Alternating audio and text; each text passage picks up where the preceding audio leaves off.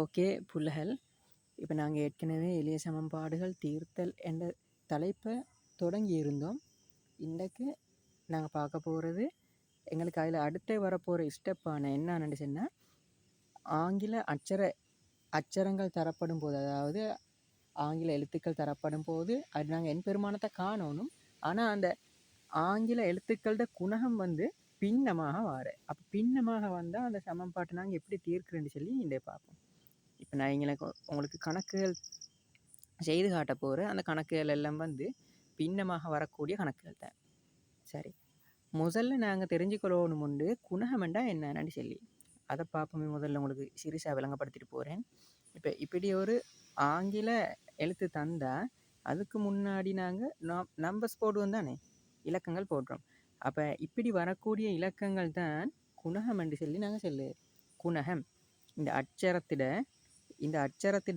குணகம் அப்போ எத்தனைன்னு கேட்டால் 3. இங்கே கால பெருக்கிப்பட்டு தானே கேது. பெருக்கிப்பட்டு இருந்துட்டு சொன்னால் அதுதான் குணகம். ஆனால் இப்போ படிக்க போகிறது குணகம் பின்னமாக வருதலண்டு. அப்படியேண்டா என்ன? அப்படியேண்டா அர்த்தம் கீழே ஒரு கோடு கீழாலையும் ஒரு நம்பர் வார. அப்போ இப்போ பாருங்க, இந்த ஆங்கில எழுத்துக்கு வந்திக்க குணகம் என்ன? 3/2. 3/2 தான் குணகம். அதே மேலே ஒரு இலக்கமும் இல்லாமல் கீழே மட்டும் இலக்கம் வந்தா அதுவும் குணகம்தான். இலக்கம் இல்லாமல் இல்லை, ஒரு இலக்கமும் வரலாட்டி என்ன அர்த்தமாங்கன்னு? ஒரு இலக்கமும் வரலாட்டி ஒண்டொண்டிக்குன்னு தான் அர்த்தம். அப்போ ஒரு x/2, அதாவது குணகம் 1/2. சரிதானே? இப்போ இப்படித்தானே எங்களோட கணக்கெல்லாம் வந்திக்கிறது. பாருங்கள், இந்த கணக்குகள் எல்லாத்திலையும் குணகங்கள் பின்னங்களாக வந்திக்கு. சரி, இப்போ நாங்கள் இதை ஒவ்வொன்றாக எப்படி செய்கிறேன்னு சொல்லி பார்ப்போம்.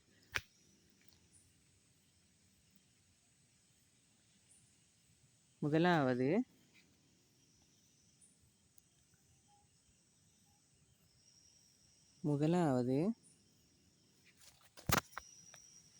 x/5 = 2. சரி, இப்போ இதை எப்படி செய்கிறேன்னு சொன்னால், நாங்கள் ஏற்கனவே கூட்டல் கழித்தல் எப்படி செய்கிறது? ஒரு பக்கத்தில் கூட்டல் அந்த கூட்டலை இல்லாமல் ஆக்கணும்னு சொன்னால் அதே பக்கத்தில் கழித்தலை சேர்த்துட்டு அதே போல் அதுக்கு அடுத்த பக்கத்துலேயும் கழித்தலை சேர்க்கணும். அப்படி இல்லாட்டி ஒரு பக்கத்தில் கழித்தல் இருந்துச்சுன்னா, இப்போ இந்த பக்கத்தில் கழித்தல் இருந்துச்சுன்னா அந்த கழித்தலை இல்லாமல் ஆக்கி இந்த எழுத்தை தனிமைப்படுத்துறதுக்கு நாங்கள் கூட்டலை சேர்க்குறோம். அதே போல் அடுத்த பக்கத்தில் கூட்டலை சேர்க்கிறோம். அதே போல் தான் இப்போ இந்த குணகம் கீழே பிரிபட்டிக்கு. அப்படி தானே? நல்லா பாருங்கள், கோட்டுக்கு கீழே வந்தால் என்ன அர்த்தம்? பிரிபடிக அல்லது வகுக்கன்னு சொல்லியா பிரித்தலன்னு சொல்லி. அப்போ இப்போ இந்த பிரித்தலை நாங்கள் இல்லாமல் ஆக்கணும்னு சொன்னால் என்ன செய்யணும்? அதுக்கு ஒப்போசிட் என்ன? அதுக்கு எதிராக நாங்கள் என்ன செய்யணும்? பெருக்கணும். பாப்போம் அப்படி செய்கிறேன். x/5 கீழே 5 இருந்தால் மேலே 5ஆல் பெருக்கணும். சமன் 2. இப்போ இந்த பக்கத்துலேயும் பெருக்குதோ இல்லையோ? இந்த பக்கத்துலேயும் பெருக்கணுமே. அது நான் சமன் சொன்னால் தராசி மாதிரி ஒரு சைட்டில் போட்டால் மற்ற சைட்லேயும் அதே நாங்கள் சேர்க்கணும். ஓகே, இப்போ இதில் 2 பக்கத்துலேயும் 5ஆல் பெருக்கின பிறகு பாருங்கள், எக்ஸோட பக்கத்தில் இந்த 5ம் சேர்ந்து வெட்டிப்பட போகுது. எப்படி வெட்டிப்படுக? அதுதான் இப்போ எங்கட கேள்வி. எப்படி வெட்டிப்படுகண்டா பாருங்கள், 5ஆல் பிரிக்கணும் சொன்னால் மேலேக்கு 5க்குள்ள 5கள் எத்தனை? ஒரு முறை. அதே போல் கீழேயும் 5க்குள்ள 5கள் ஒரு முறை. இப்போ பாருங்கள், இந்த எக்ஸை 1ஆல் பெருக்கிறோம், அப்போ எக்ஸே தான். அதே போல் இந்த எக்ஸை 1ஆல் பிரிக்கிறோம், அப்போ எக்ஸே தான். அப்போ இப்போ 2 சேர்ந்து கேன்சல் ஆகினா தானே, இப்போ எக்ஸ் மட்டும் பேலன்ஸ் ஆகிச்சு. அப்போ எக்ஸ் சமன் 2ஐயும் 5ஐயும் பெருக்கினா எத்தனை? 10. எக்ஸ் சமன் 10. அப்போ இதுதான் விடை. சரி, அதே போல் நாங்கள் அடுத்த கணக்கை பார்ப்போம்.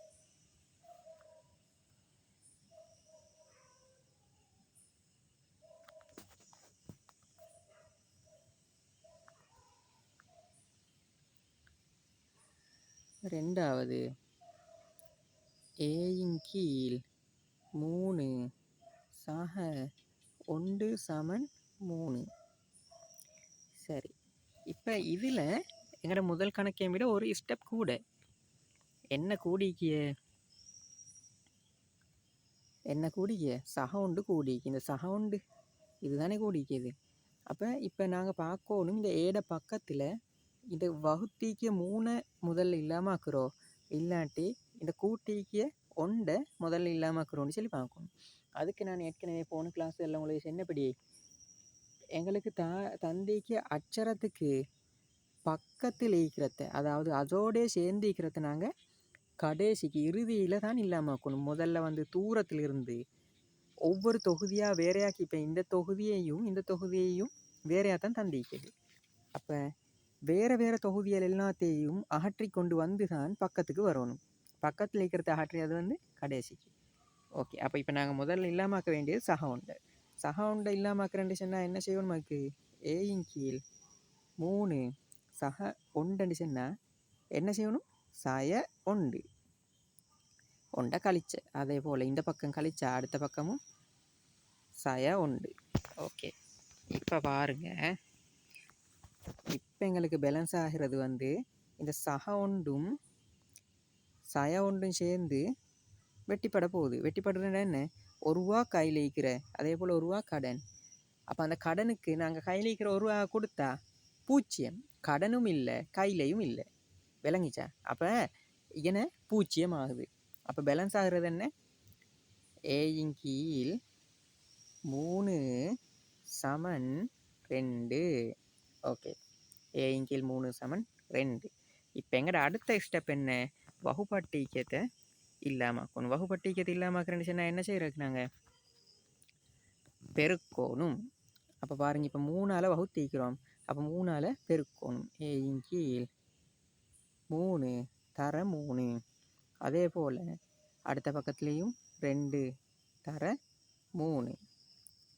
ஓகே, இப்போ பாருங்கள், 3ம் 3ம் சேர்ந்து வெட்டிப்பட போகுது.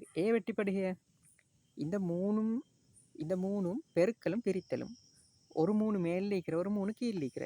அப்போ அது எப்படி வெட்டிப்படுது? மேல் நீக்கிற 3க்குள்ளே கீழ் நீக்கிறது 3கள் எத்தனை முறைன்னு சொல்லி பார்க்கணும். பாருங்கள், 3க்குள்ளே 3கள் எத்தனை முறை?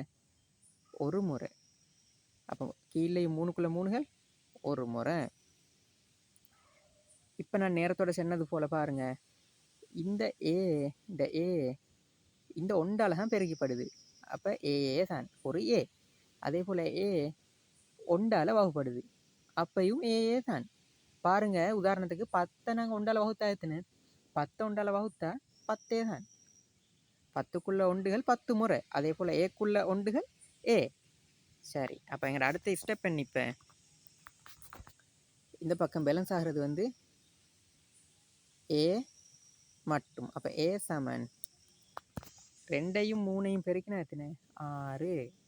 இப்போ கண்டா எப்படி விட இருக்கிறேன்னு சொல்லி சரியான ஈஸி தானே. ஏ சமன் 6. சரி, எங்களோட அடுத்த கணக்கை பார்ப்போம் நாங்கள்.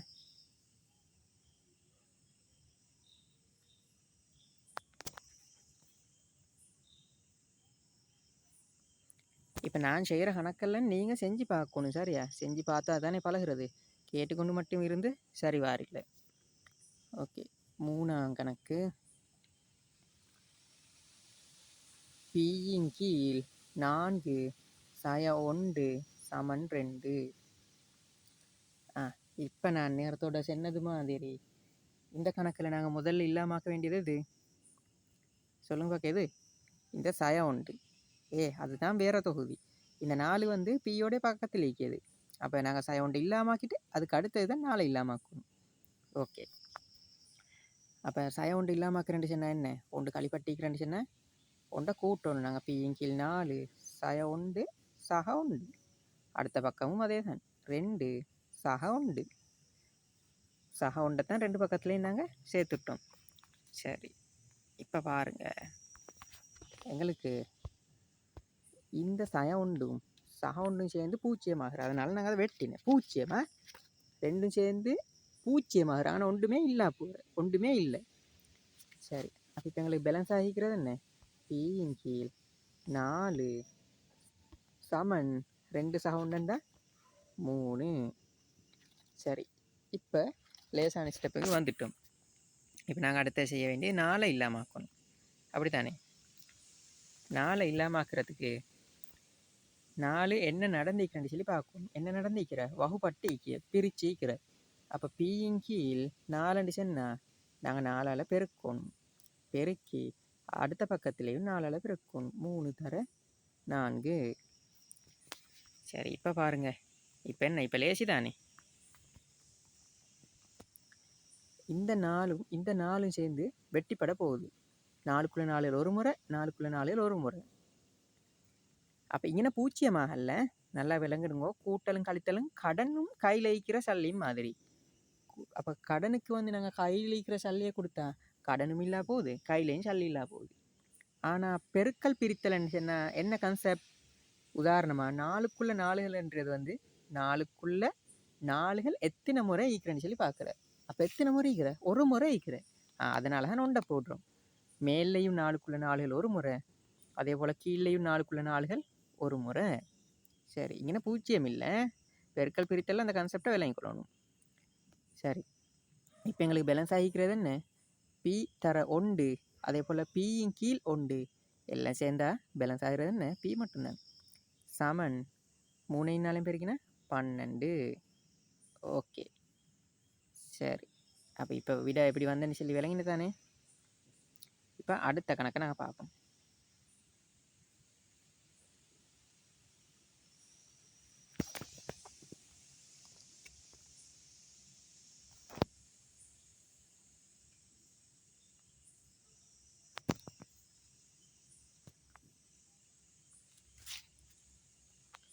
நாலாவது கணக்கு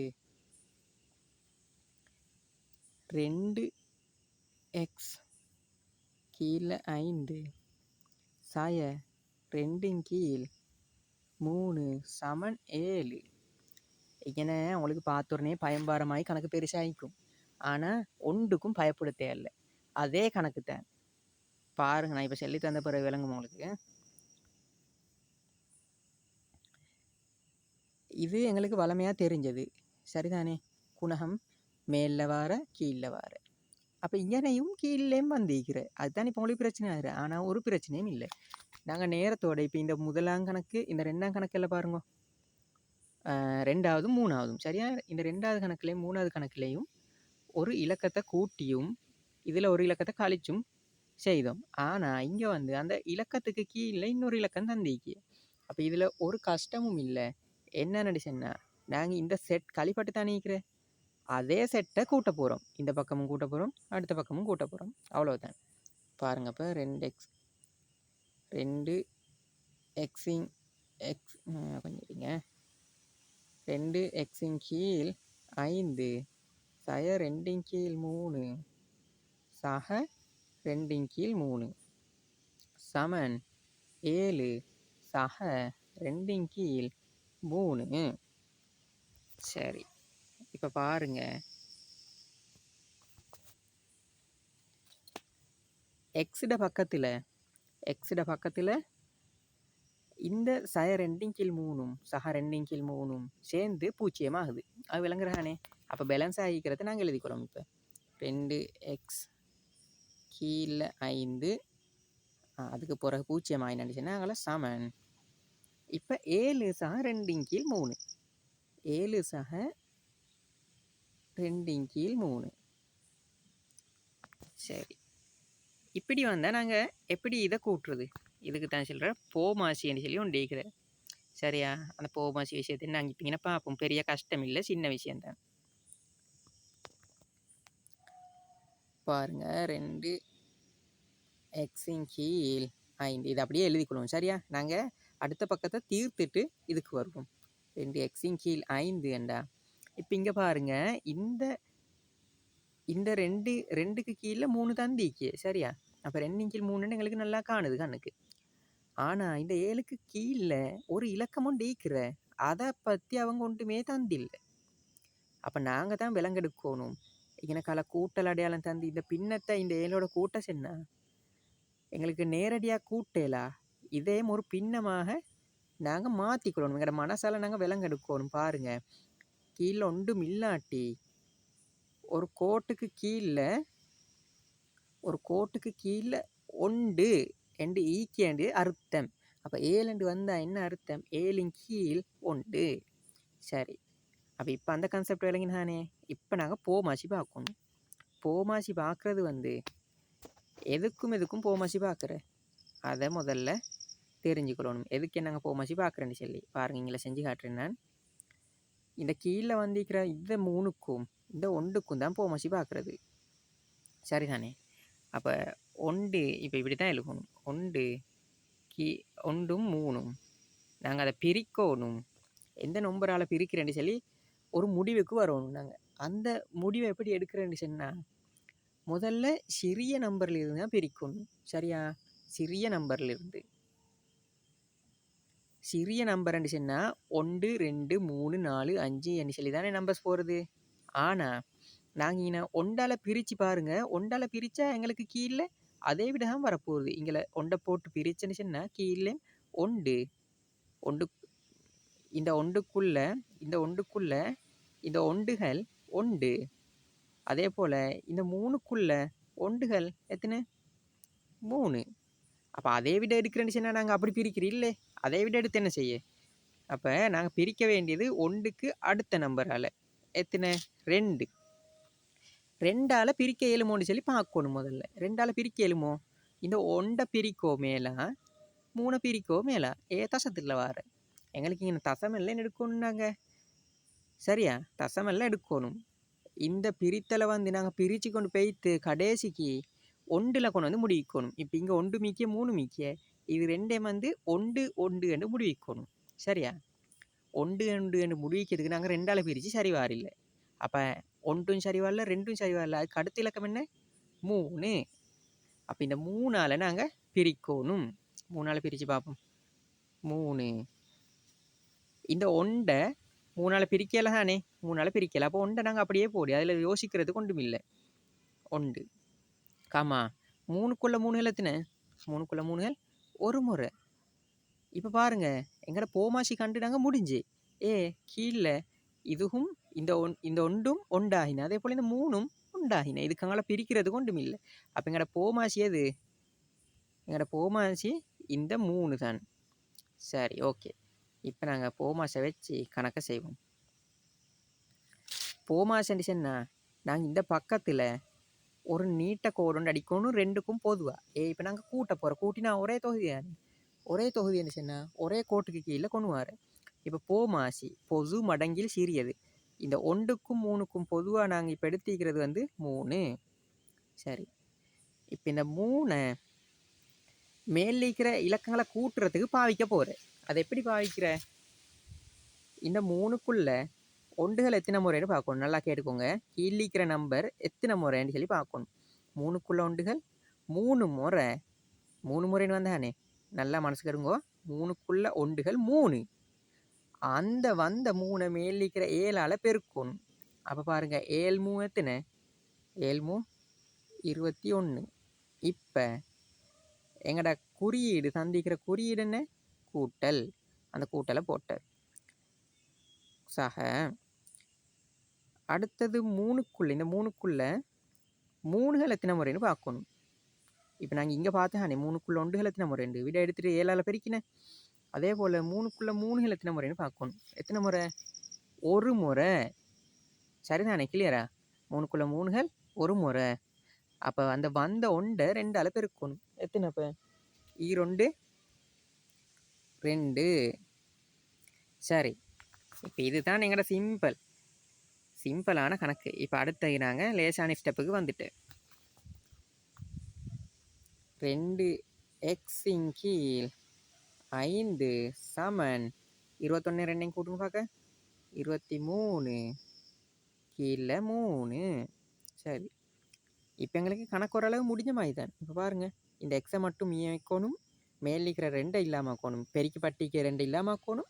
அதே போல் வகுப்பட்டிக்கு 5 இல்லாமல் ஆக்கணும். சரி, அதுக்கு நாங்கள் என்ன செய்கிறேன்னு சொல்லி பார்ப்போம். இப்போ நாங்கள் இது 2ஐயும் வந்து ஒரே ஸ்டெப்பில் இல்லாமாக்கும். இல்லாட்டி சும்மா 2 இல்லாமாக்குறதுக்கு ஒரு ஸ்டெப்பும் 5 இல்லாமாக்குறதுக்கு இன்னொரு ஸ்டெப்பும் விலக கொள்ள எங்களுக்கு வரி தான் அடுத்தடுத்த வரிக்கு நீண்டு கொண்டு போகிற கணக்கு தான் பெருசாகிற. இரண்டே ஒரு ஸ்டெப்பில் இல்லாமாக்கும். சரியா? அதை எப்படி இல்லாமாக்குறேன்னு சொல்லி பார்ப்போம். முதல்ல பாருங்க, 2x கீழே 5 தானே. இப்போ இந்த 2 பெருக்கிப்பட்டு இருந்தா அந்த 2 நாங்கள் என்ன செய்யணும்? கீழால போடணும், பிரிக்கணும். அதே போல் 5 பிரிப்பட்டு இருந்தா அந்த 5 என்ன செய்யணும்? மேலே போட்டு பெருக்கணும். அப்போ தானே 5 5 கேன்சல் ஆகும். அதே போல் 2 2 கேன்சல் ஆகும். சரி, முதல்ல இந்த பிரிப்பட்டிக்கிற 5 இல்லாமாக்குறதுக்கு 5ஆல் பெருக்கும். 5. சரி, 5ஆல் பெருக்கினேன். இப்போ அதே போல் பெருக்கி பட்டிக்கு 2 இல்லாமாக்குறதுக்கு பெருக்கி பட்டிங்கன்னா தெரியும் தானே. இங்கே எக்ஸுக்கும் 2க்கும் நடுவில் ஒரு அடையாளமும் இல்லாட்டி பெருக்கலன்னா அடையாளமா. சரி, இப்போ இந்த 2 இல்லாமாக்குறதுக்கு என்ன செய்கிறது? அதை கீழே கொண்டு வரணும். ஆனால் கீழே ஆல்ரெடி ஒரு நம்பர் இருக்கு. அப்போ என்ன செய்யணும்? நாங்கள் இங்கே ஒரு பெருக்கல் அடையாளத்தை போட்டுட்டு தான் கீழே 2 போடணுமா இப்படி? நாங்கள் 5லையும் பாருங்கள், 5 சும்மா போடலை தானே. 2x ஆல்ரெடி மேலே இருந்த ஏற்கனவே. அப்போ நாங்கள் நடுவில் ஒரு பெருக்கல் அடையாளத்தை போட்டு அதே போல் கீழேயும் ஒரு பெருக்கல் அடையாளத்தை நடுவில் போட்டு காட்டிட்டு தான் 2 போடணும். இல்லாட்டி பெருக்கல் அடையாளம் போடாமல் போட்டால் என்ன நடக்குது? 52 போகிற விளங்குது தானே. அப்போ அப்படி 52 போடலவே. அப்போ இப்போ இது 2 இல்லாமல் கேளுமா. அப்போ அடுத்த பக்கமும் பாருங்கள், 23 கீழ் 3 மேலே 5ஆல் பெருக்கிறோம். கீழே இந்த கோட்டை நீட்டிக்கொண்டா சரியா? கீழே 2ஆல் பெருக்கிறோம். சரி, இப்போ அடுத்த ஸ்டெப்பை பாருங்கள். இந்த 2க்குள்ள 2கள் ஒரு முறை, இந்த 2க்குள்ள 2கள் ஒரு முறை. அதே போல் இந்த 5க்குள்ள 5கள் ஒரு முறை, இந்த 5க்குள்ள 5கள் ஒரு முறை. இப்போ எல்லாம் ஒன்றாயினத்தால் ஒன்றால் பெருக்கி எக்ஸை ஒன்றால் பெருக்கினாலும் எக்ஸ் தான், எக்ஸை ஒன்றால் பிரித்தாலும் எக்ஸ் தான். ஆக பேலன்ஸ் ஆகிக்கிறது எக்ஸ் சமன். இப்போ பாருங்கள், அடுத்த பக்கத்தில் இந்த பக்கத்தில் 5ஐயும் 2ஐயும் வெட்டோம் மேலா. பிரிக்க கஷ்டம் தானே. 5 2 மீதி வார, அப்போ வெட்டல. அதே போல் 5 3 வெட்டவும் மேல பிரிக்கல. 6 3 மீந்தா வெட்டேலும், 4 2 மீந்தா வெட்டேலும். சரி, அதே போல் 23 பாருங்க, 23க்குள்ள 3கள் பிரிக்கையில வாய்ப்பாட்டை 3ஆம் வாய்ப்பாட்டை பாருங்க மீதி வார. அதே போல் 23 2ஐயும் ஒன்றும் செய்யலை, வெட்டவும் மேல. அப்போ நாங்கள் என்ன செய்ய போகிறது? இப்போ 2ஐயும் பெருக்கி கீழே கோடு அடிச்சுட்டு 2ஐயும் பெருக்கி போட போகிறேன். அதுதான் விட. ஓகே தானே. இப்போ இதை பெருக்குங்க பார்க்க. 23 5 பெருக்கினா எத்தனை வருது? லேசான ஒரு வழி உண்டு. 23 10ஆல் பெருக்கும். 10ஆல் பெருக்கிட்டு 2 கொடுப்போம். அப்போ 5ஆல் தானே பெருக்கிக்கிறது. விளங்குதா? ஓகே. 23 10ஆல் பெருக்கினா ஒரு சைஃபர் உண்ட மனசில் நினச்சிக்கோங்க. 0 230. 230 2 கொடைங்க பார்க்க. 200 உடைச்சா 100, 30 உடைச்சா 15. அப்போ 115. அப்போ 115 கீழ் 115 கீழ் 3 தர 2 6. ஓகே. இப்போ இதுதான் எங்கட விட. சரி, நாங்கள் அடுத்த கணக்கு போவோம். இந்த கொஞ்சம் கணக்கு கொஞ்சம் கூடுதலாக செய்கிற மாதிரி. அப்படியா? அவ்வளோ பெருசு இல்லை, சின்ன சின்ன கணக்கு தானே. நாங்கள் கொஞ்சம் செய்வோம். இல்லாட்டி ஒரு கணக்கு 2 கணக்கு பார்த்து போதாவே. நாங்கள் கணக்கை விலங்கெடுக்கிறதுக்கு கொஞ்சம் கூடுதலாக செஞ்சு தான் பார்க்கணும். நீங்களும் எழுதுங்க.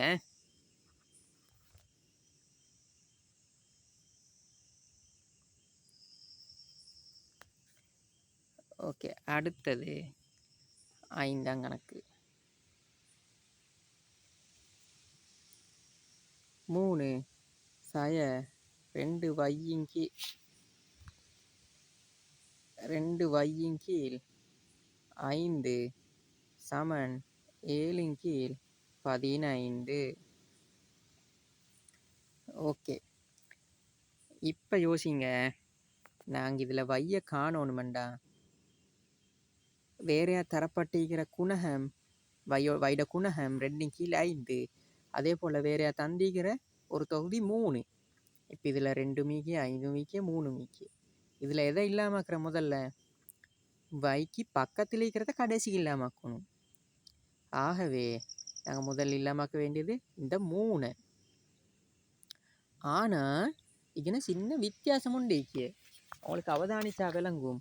நாங்கள் ஏற்கனவே கணக்குகளில் இப்போ இந்த 4வது கணக்கு இந்த 3வது கணக்கெல்லாம் பாருங்க, 2வது 1வது எல்லாம் பாருங்க. எங்கள்ட ஆங்கில எழுத்து முதலாவதாக வந்துட்டு அதுக்கு அடுத்த வார தொகுதிக்கு தான் சய அல்லது சக தரப்பட்டிக்கு. ஆனால் இந்த கணக்கில் ஆங்கில எழுத்திட தொகுதிக்கு சய சந்திக்கு, வேறையா வந்த தொகுதிக்கு ஒன்றும் தந்தில்லை. அப்படின்னா என்ன அர்த்தம்? நாங்கள் இந்த வைய கடைசியில் சயவை வச்சு கொண்டு காணலாம், சகக்கு மாற்றி காணணும். அதோட இந்த 3 அர்த்தம் உண்டிக்கிறேன். அதை நான் இப்போ விளங்கப்படுத்துகிறேன்.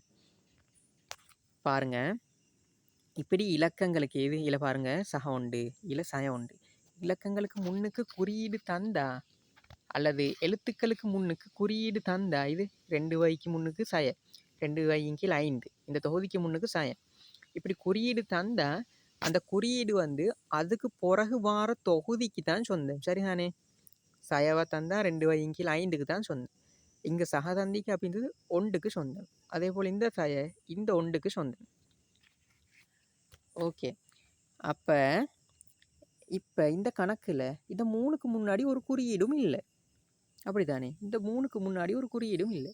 இது எல்லாம் அப்படித்தான். நல்லா பாருங்க, இது எல்லாம் அப்படித்தான். அப்போ ஒரு குறியீடும் இல்லாட்டி அதில் ஒரு அர்த்தம் உண்டிக்கிற என்ன, ஒரு குறியீடும் இல்லாட்டி சக என்று சொல்லித்தான் எடுக்கணும் நாங்கள். அப்போ சயவண்டு எடுக்கலவோ என்று சொல்லி கேட்கும். சயவண்டு எடுக்கல, சயவண்டு தந்தா மட்டும்தான் சயவண்டு எடுக்கிறதே ஒழிய சகவண்டு தந்தாலோ அல்லது ஒரு குறியீடும் தரலாட்டியோ சகவண்டு தான் எடுக்கணும். இப்போ விளங்குதா? சகவண்டு எங்களுக்கு சகவார இடத்துல போடலும், அப்படி இல்லாட்டி சகவை போடாமல் ஈக்கோ மேலும். சகவை போடாமல் ஈக்கிறது இப்படி நாங்கள் ஒரு தொகுதிக்கு பிறகு எழுதக்கொள்ள போடாமல் ஈக்கலாம். ஒரு தொகுதிக்கு பிறகு இன்னொரு தொகுதி எழுதுறேன்னு சொன்னால் நடுவில் அந்த கட்டாயம் குறியீட்டை காட்டும். ஆனால் முதலாவது தொகுதி என்று சொன்னால் இங்கே ஏற்கனவே ஒன்றும் இல்லை தானே. இந்த முதலாவது தொகுதிக்கு முன்னாடி ஒன்றும் இல்லை தானே. அப்போ எங்களுக்கு அந்த சக போடுறது கட்டாயம் இல்லை. ஓகே. அப்போ இப்போ பாருங்கள், இந்த 3க்கு முன்னாடி ஒன்றும் இல்லாட்டி நாங்கள் என்ன அர்த்தம்? சக 3 அர்த்தம். ஓகேயா? இப்போ நாங்கள் இந்த சக 3 தானே இல்லாமல் போகிறது. சக 3 இல்லாமக்கிட்டு இந்த சய 2 கீழே 5 இல்லாமக்கணும். ஓகே, பார்ப்போம். சக 3 இல்லாமக்கிறேன்னு சொன்னால் என்ன செய்கிறது? நாங்கள் சய 3 சேர்க்குற சின்ன விஷயம் தெரிந்தானே. அப்போ 3 அது இல்லாமக்கிறதுக்கு ஒரு சய 3, அதுக்கு பிறகு சய 2 வையின் கீழ் 5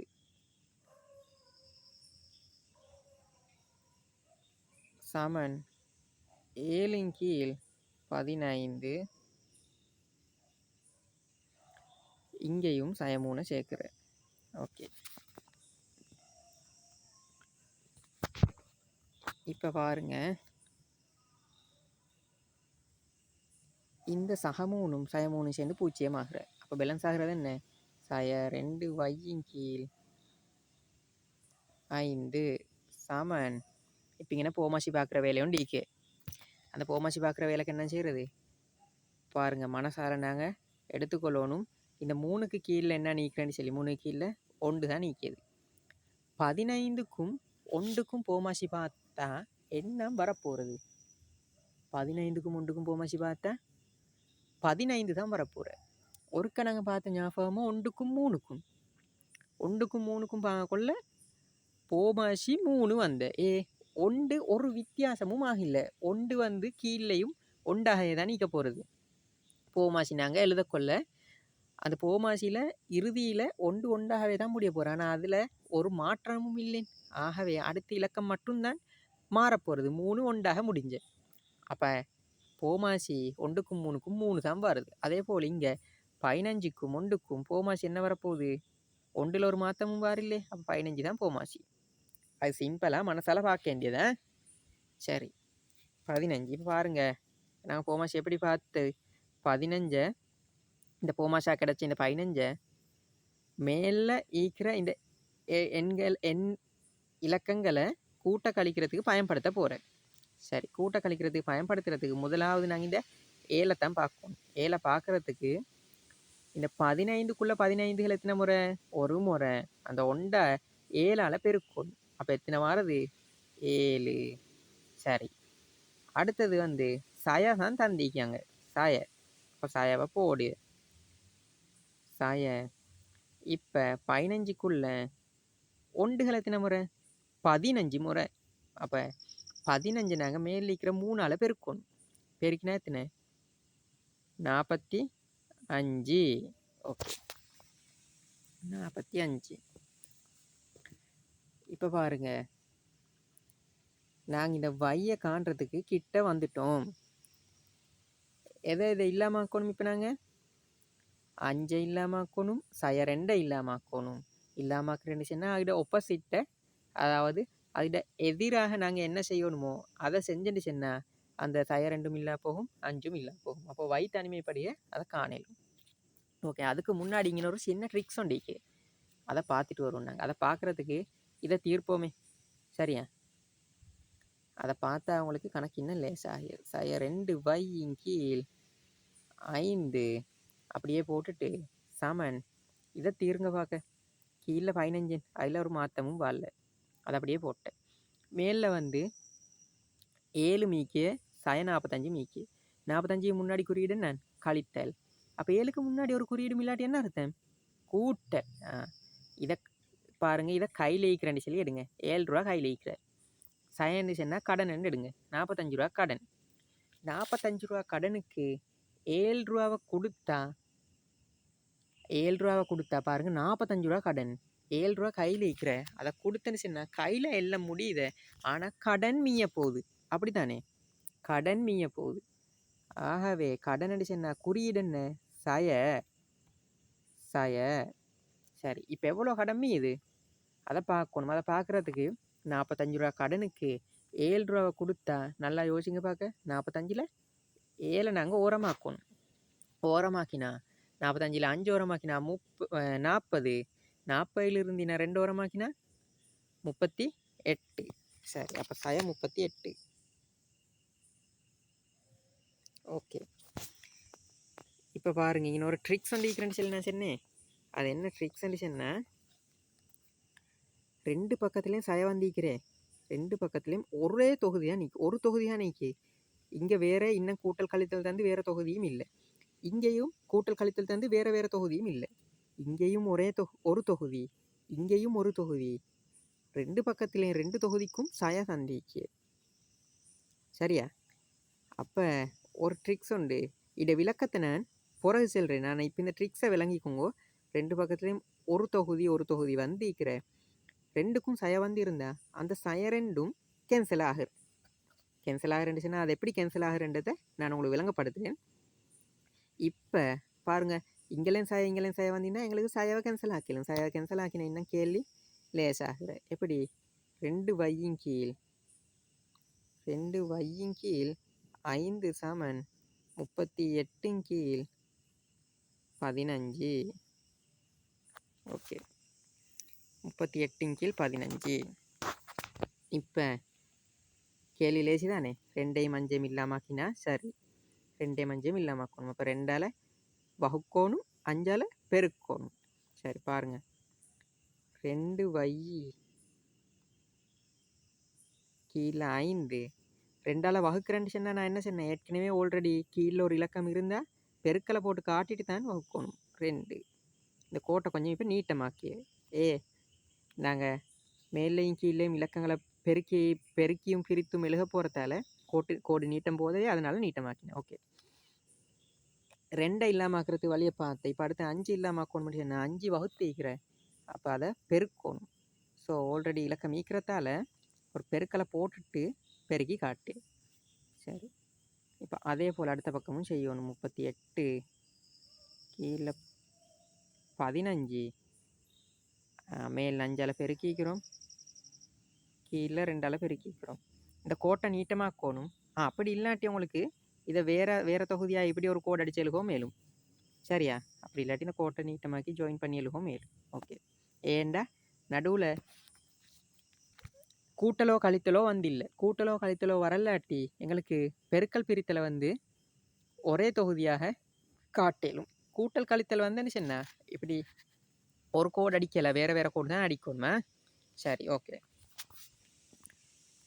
இப்போ பாருங்கள் எப்படி சுருக்கிறது. இது 5 இந்த 5 வெட்டிப்படி. 5க்குள்ள 5 ஒரு முறை, அதே போல் இந்த 5க்குள்ள 5 ஒரு முறை, அதே போல் 2 வெட்டிப்படி. 2க்குள்ள 2 ஒரு முறை, 2க்குள்ள 2 ஒரு முறை. இப்போ வைய ஒண்டால பெருக்கி அதே போல் மற்ற ஒண்டாலையும் பெருக்கி கீழே 1 2 முறை வந்திக்கிறானே, ஒரு ஒண்டால வகுத்து மற்ற ஒண்டாலையும் வகுத்தா அதே வை தானே வரப்போகிறேன். ஒண்டால பெருக்கி ஒண்டால வகுக்கிறோம். சரி, ஓகே. வை சமன். இப்போ இந்த பக்கம் எப்படி சுருக்கிறது? இந்த பக்கத்துலேயும் சுருக்கிறதுக்கு 7 தான் வந்திக்கிறேன். பாருங்க, இங்கெல்லாம் 5 ஈக்கிறேன், இங்கெல்லாம் 15 ஈக்கு. இது ரெண்டையும் கனெக்ட் பண்ணி பாருங்க. 5ஆம் வாய்ப்பாடு தானே 15. அப்போ இதே சுருக்கலும். இப்போ பாருங்கள் எப்படி சுருக்கிறது. 5க்குள்ள 5 ஒரு முறை, 15க்குள்ள 5 3 முறை. அதே போல் இதை பாருங்கள், 2 38. 2 வாய்ப்பாடு சாரி 38. 2க்குள்ள 2 ஒரு முறை, 38க்குள்ள 2 19 முறை. ஓகே. அப்போ இப்போ பாருங்கள், மேலே இருக்கிறது 19, அதே போல் பெருக்கிக்கிற ஒண்டால. அப்போ 19 ஒண்டால பெருக்கினா 19 தான். கீழே 3 வந்திக்கிற 3 ஒண்டால பெருக்கினா 3. ஓகே, சரி. இப்போ 19 3 பிரிக்கலுமா? 3 வாய்ப்பாட்டில் 19 வருதா? இல்லை. அப்போ இதுதான் எங்களோட இறுதி விட.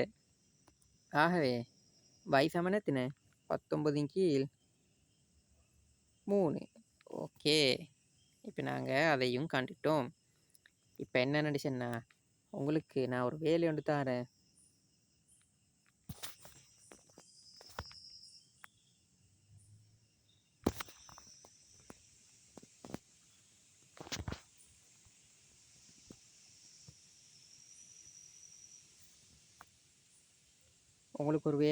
நான் நீங்கள் 6வது கணக்கை செஞ்சு காட்டணும். 6வது கணக்கை செஞ்சு விடையை கமெண்ட் பண்ணுங்கள். ஓகேயா? சரியானு சொல்லி நான் பார்க்குறேன். சரி, அப்போ இந்த கிளாஸ் இதோட நிப்பாட்டும் பிள்ளைகள்.